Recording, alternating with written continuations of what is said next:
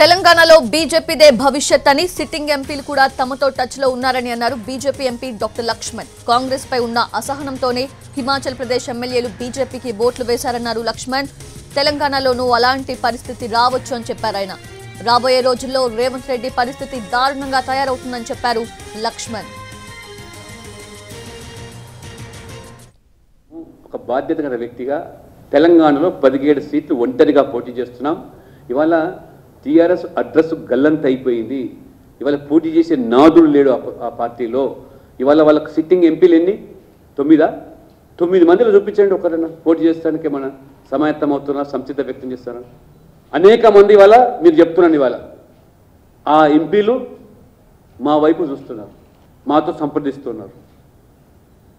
మేము ఖచ్చితంగా గెలిచే గుర్రాలు మాత్రమే బరిలో దించుతాం. కాబట్టి గెలుపు అవకాశం ఏమైనా ఇస్తాం. ఇవాళ కాంగ్రెస్ పార్టీ పరిస్థితి కుర్చీలో పడ్డ ఎలుక మాదిరిగా మారింది. ఇంకా రేవంత్ రెడ్డి పరిస్థితి రేపు రాబో రోజుల్లో మరి ఇంకా దారుణంగా. ఇవాళ ఒక మంత్రి ఆవేదన వ్యక్తం చేస్తున్నట్టే రేపు ఆ పరిస్థితి తెలంగాణలో రాదనే దానికి ఏమాత్రం కూడా మరి అనుమానం ఉండాల్సిన అవసరం లేదు. నేను చాలా స్పష్టంగా చెప్తున్నాము, ఒక బాధ్యత గల వ్యక్తిగా తెలంగాణలో 17 సీట్లు ఒంటరిగా పోటీ చేస్తున్నాం.